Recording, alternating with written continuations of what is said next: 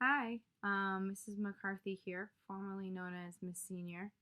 I'm making this video just to dissect and give you some further insight because time is so short with us this trimester, as you guys are all at home because of the COVID-19 pandemic.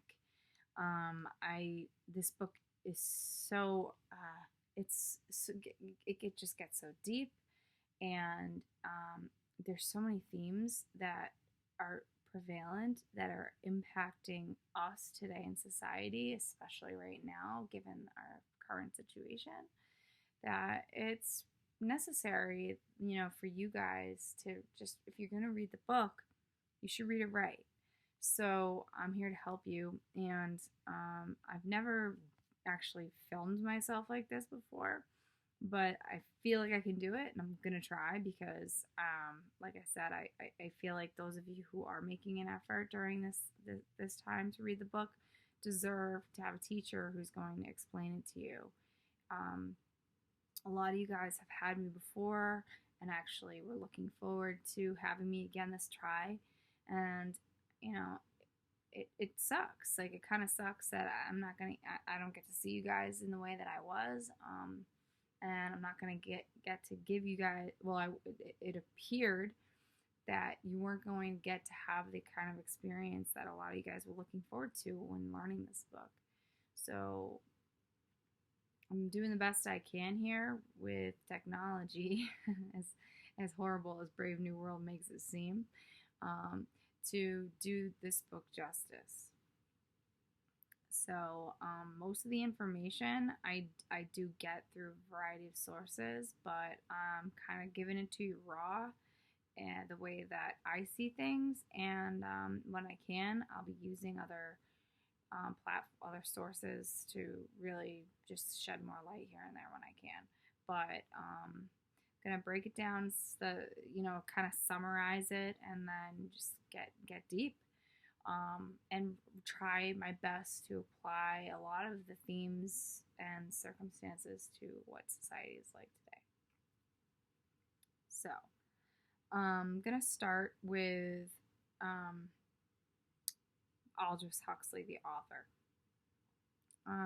He graduated with a degree in literature, but that wasn't what he originally wanted to do.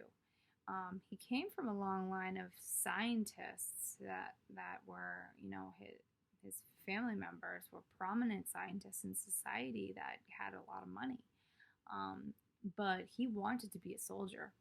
Unfortunately, right before he would have actually joined up, he got a disease that made him go blind. Um, he did get some of his eyesight back, but it was not nearly enough for him to actually be able to join up in the army. So, obviously, World War II is out of the question. World War One, wasn't able to. Although he was alive during it, and I'm sure both wars affected him as an author greatly, and some of his later texts do show that, the experiences of having gone through a war and what happened with the Holocaust, um, they impacted his writing. Uh, Obviously, that's something he wanted to be a part of, but he wasn't able to because of, a disease that literally struck him blind. So instead, he became a writer and wrote about science, but also wrote about society. At the time that he was alive, society was literally on the brink of a change.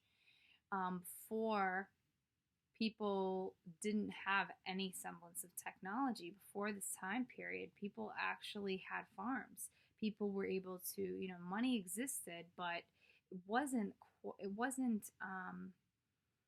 as important to people as their own morals were. Like today, um, manufacturing and goods, the economy, it really rules people's lives. Most people go to school, and their goals in life are dictated by what it is they want to do for a job.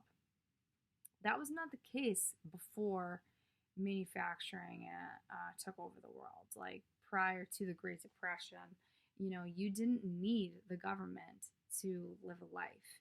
You didn't form your morals based off of, what everyone else was telling you, or, based off of how much money you could earn. Society wasn't dictated by a hierarchy. I mean, it was, but people were perfectly fine living the life that they were born into. And people didn't care as much about rising up. And the American dream was just that you could make enough money that you could have a roof over your head, and you could raise kids that had a roof over their head and live happily. But after the Great Depression, things changed, and also the economy boomed. And with manufacturing and the initiation of the Model T, everything changed. And Aldous Huxley saw these things, and he saw that science was also taking over. Germ theory had just been coined in his lifetime, and before that, people relied wholly on the Bible for their health practices. There were doctors and theorists who studied the human body, and the first surgeries did take place in the late 1800s, early 1900s was when people started experimenting with surgery. But it was still almost unheard of that, nobody, blood transfusions had started in the late 1800s. So these are things like advancements and changes that science was literally changing, and people's opinions on religion and God were drastically changing. So Aldous Huxley, who also ironically, whose grandfather was a proponent and a supporter of Charles Darwin, who also existed in this time and crafted the theory of evolution in the same time period that Aldous Huxley wrote this book. So just imagine, like, it's a time period where all these changes are happening,